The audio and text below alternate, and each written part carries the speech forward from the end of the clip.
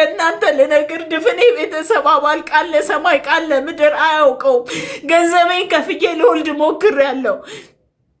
በቃ ለመውለድ ሞክሬያለሁ። እኔን የማታውቁ ሰዎች አትስደቡኝ። በቃ ስለማልፈልጋችሁ ውጡልኝ። ማናችሁም ውጡልኝ።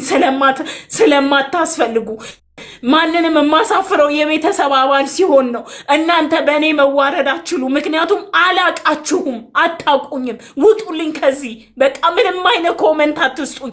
ማንም በእኔ መብት የለውም። ሁላችሁ አስመሳዮች ናችሁ፣ ፊልም ሰሪዎች ናችሁ፣ ድራማ ሰሪዎች ናችሁ።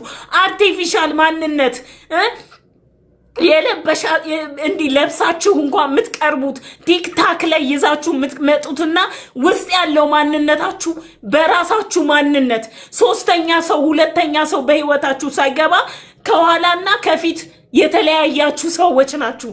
ምክንያቱም ለታይታ ነው ሰው ፊት የምትወጡት። ገብቷችኋል? አርቲፊሻል ማንነት ይዛችሁ ነው የምትመጡት። አይኖ ዛሬ ሪፖርት እንደምታረጉብኝ እንደምታዘጉብኝ አዘጉት፣ ማርያምን አዘጉት። እንኳን አይደለምና ቲክቶክ ያቺ ሀገርም ይኸው ትቼው መጥቻለሁ። ዛሬ የምችሉትን ሁሉ አድርጉ፣ በእኔ ላይ የምችሉትን ሁሉ አድርጉ። እውነት ከምድር ላይ ታስለቅቁኝ ይሆን? ከዚች ከደሳሳ አገሬ ታስወጡኝ ይሆን? አያለው እስቲ ሁላችሁም። ገብርኤልም ምስክሬን ነው የምላችሁ። በጣም ብዙ ቲክቶከሮች ጋር ለፍቼ ደክሜ ሄጃለሁ። በአደባባይ ላይ በጣም ተናግሬያለሁ። ግን ሰው ግዴታ የለበትም። ግን አታስመስሉ፣ በቃ አታስመስሉ። አመታችሁ እዚህ ጋር አታስመስሉ። ሌላው ነገር ይቀር፣ የማስመሰል ነገር ይቀር። እውነታቸውን ተናገሩ፣ እውነቱን ተናገሩ። በቃ አንፈልግም በሉ፣ አንረዳም፣ አናግዝም በሉ። ለምንድን ነው መታችሁ አደባባይ ላይ እኔ እንዲህ ነኝ እኔ እንዲህ ያለኝ እንደዛ አደርጋለሁ ካላችሁ በኋላ በጣም ብዙ 5-6 የምትሆኑ ልጆች የስራ ቃል ገብታችሁልኝ ነበረ። እኔ ግን ማለት ነው እውነቱን ስነግራችሁ ማለት ነው ስራ ስለነበረኝ በሰዓቱ ገንዘብ አገኝ ስለነበረ በሰዓቱ ምን አሰብኩ መሰላችሁ? እስቲ ዛሬ ልታከም አልኩኝ። ዛሬ ልታከም። እኔ ከጎኔ እናቴ አልነበረችም፣ አባቴም አልነበረም፣ እህት ወንድምም አልነበረኝም፣ ምንም የምለው ወዳጅ ወገንም አልነበረም። ግን እኔና አንድ እግዚአብሔር ነው የተማከርኩት። አንድ ልቤን ብቻ ነው ያማከርኩት። እስቲ ዛሬ አለኝ አቅም ወይም ስራውም አለ በቃ ስለዚህ ልስራ አልኩኝ። ምክንያቱም ኮሚሽን ተከፋይ ነኝ እኔ። ደሞዝ የለኝም፣ ቤዚክ ሳለሪ የለኝም፣ ኮሚሽን ተከፋይ ነኝ። በሰራሁት በአቅሜ ባለኝ ፓወር ነው። ገብቷችኋል? ፓወር ሲኖራችሁ መስራት ስትችሉ ገንዘብ ታገኛላችሁ። በሰራችሁት ልክ ነው። ስለዚህ ዛሬ እኔ እችላለሁ አልኩኝ። እኔ በነገራችን ላይ ማለት ተሸላሚ ነኝ። የመስሪያ ቤቱ ተሸላሚ ሰራተኛ ነኝ። ስሰራ ደግሞ ለነገያ አልልም። ሰው ስላየኝ አልሰራም፣ ወይ ደግሞ ሰው ሲሄድ አላላግጥም። እሰራለሁ ከልቤ ማለት ነው። እና ካምፓኒው የሸለመኝ ሰራተኛ ነኝ። ይሄንን የሚክድ ካለ ወጥቶ ይናገር። አይደለችም እቺ እንቅልፏን ተኛ ልጅ ወይም ሚል ካለ ይውጣና ይናገር። እኔ እያመመኝ እንኳን ከሌሊቱ 10 ሰዓት ተነስቼ ስራ ምሰራ ሴት ነኝ። በዛ ሰዓት ላይ አመንኩ በራሴ። ገብቷችኋል? ዛሬ ብታከምበት ያለኝን ገንዘብ ትንሿን ገንዘቤን ዛሬ ብታከምበት ማለት ነው ነገ ከነገ ወዲያ አጠራቅሜ ደግሞ ሌላ ነገር መተካት እችላለሁ ብዬ ነው ያመንኩትኝ። ገብቷችኋል አይደል? ግን እኔ ያንን ገንዘብ ካወጣሁት በኋላ ከኔ ችግር ከኔ ስህተት ሳይሆን ካምፓኒው ጋር ያለው ነገር በረደ፣ ጠፋ፣ ቀዘቀዘ። ይሄንን ሁላችሁም ታውቃላችሁ።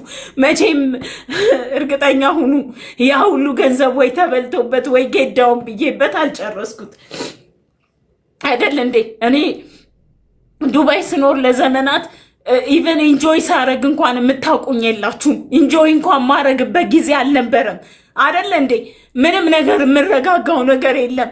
ዛሬ ማለት ነው ለራሴ ቃል ገብቻለሁ። ከቻልኩኝ እወጣለሁ፣ ከቻልኩ እወጣለሁ። ግን ክርስቶስን ነው የምላችሁ፣ ክርስቶስ ምስክሬን። እኔ ነገ ቀኑ ጎዲያ በዚህ ምድር ላይ እንኳን ባታገኙኝ ገብርኤል ምስክሬን አይ ትራይ ማይ ቤስት። በቃ የምችለውን አድርጌ አቅም ስላጣኝ ነው። በቃ አቅም አጣሁ። በቃ ደከመኝ። በቃ ሰለቸኝ። በቃ ስለዚህ አይ ሃቭ ቱ ጎ። የሆነ ሶሉሽን መፍጠር አለብኝ፣ መሄድ አለብኝ፣ ከዚህ ያለ መገላገል አለብኝ ብዬ ነው የወሰንኩት። 5 ወር አንድ ቤት ተዘግቶባችሁ ስትቀመጡ የሚሰማችሁን ስሜት አስቡ። በጣም ብዙ ነገር ሞክሬያለሁ።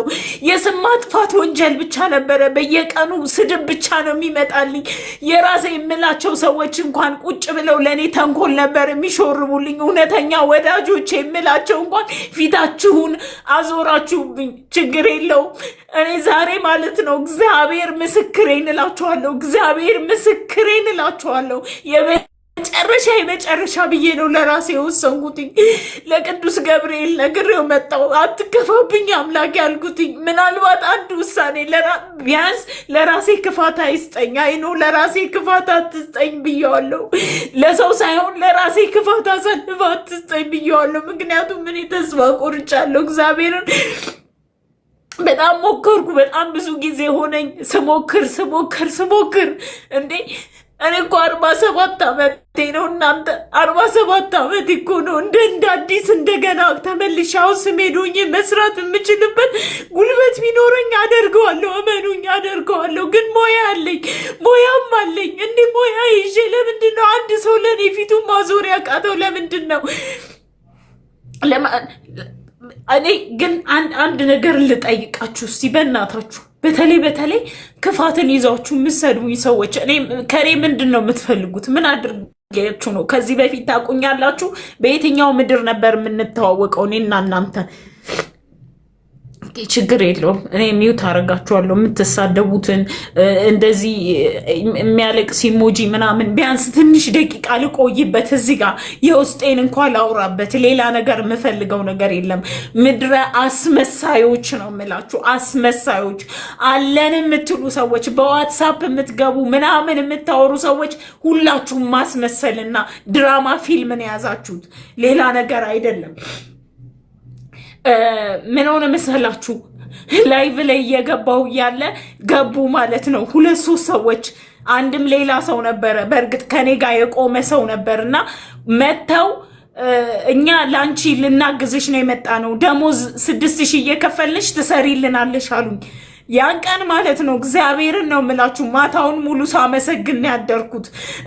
ልጆች እየደወሉ የኔ የሚባሉ ሰዎች እንኳን ደስ አለሽ ጌጤ ሲሉኝ ያደሩ። በማግስቱ ጠዋት ግን ያ ነገር ፕራንክ ሆኖ ነው የተገኘው። አንድ ነገር ልንገራችሁ ማለት ነው 1 ሚሊዮን ጊዜ በጣም ብዙ ሰዎች በእኔ እንዲታዩ አስፋልት ቲክታክ ላይ ወጥቻለሁ ከነሱ ጋር አብሬ። ግን አንድ እንኳን በትክክል አልካድኩም የሱን። እሱ